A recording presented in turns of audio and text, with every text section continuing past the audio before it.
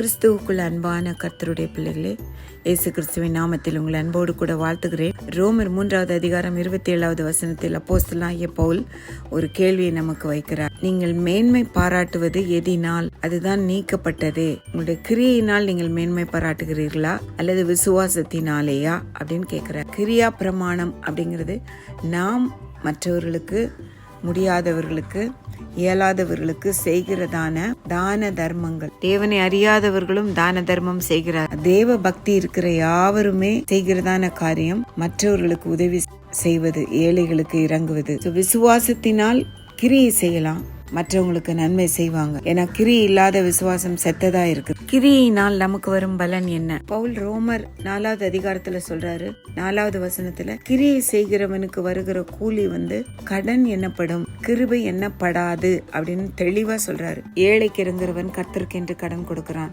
அவன் கொடுத்ததை கர்த்தர் திருப்பி தருவார் வேதம் சொல்லுது. அன்பானவர்களே, யார் யாரெல்லாம் நம்ம மற்றவங்களுக்கு நன்மை செய்கிறோமோ நீங்க கடன் தான் கொடுக்குறீங்க கர்த்தருக்கு. சோ ஏசாமி வரும்பொழுது ஒரு திருப்பி கொண்டு வருவேன்னு சொல்லியிருக்காரு. உங்களுக்கான அவனவனுடைய கிரியைக்கு தக்க பலன் என்னோடு கூட வருகிறது அப்படின்னு வெளிப்படுத்தல் 22:12. இப்படி கிரியினால யாராவது நீதிமான் ஆக்கப்பட முடியுமானா முடியாது. ஏன்னா ஆபிரகாம் கிரியினால் அப்ப நீதிமான் ஆக்கப்பட்டிருப்பாரு. இப்படி இல்லாமல் ஆபிரகாம் தேவனை விசுவாசித்ததினால் அது அவருக்கு நீதியாக எண்ணப்பட்டது.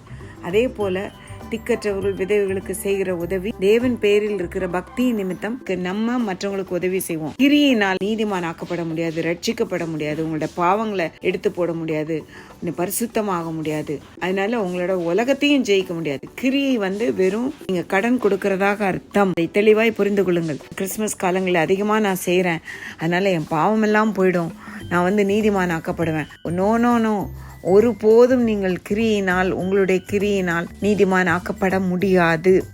நீங்க செய்யற கிரியினால் கிருபை பெருகாது. விசுவாசத்தினாலே, கிருபையினாலே நீங்க ரட்சிக்கப்பட்டீர்கள். ஆபிரகாமுடைய விசுவாசம் அவனுக்கு நீதியாக எண்ணப்பட்டது. நியாயப்பிரமாணத்தை விசுவாசத்தினாலே நாம் நிறைவேற்றுகிறோம். விசுவாசத்தினாலே உலகத்தை ஜெயித்தார்கள்.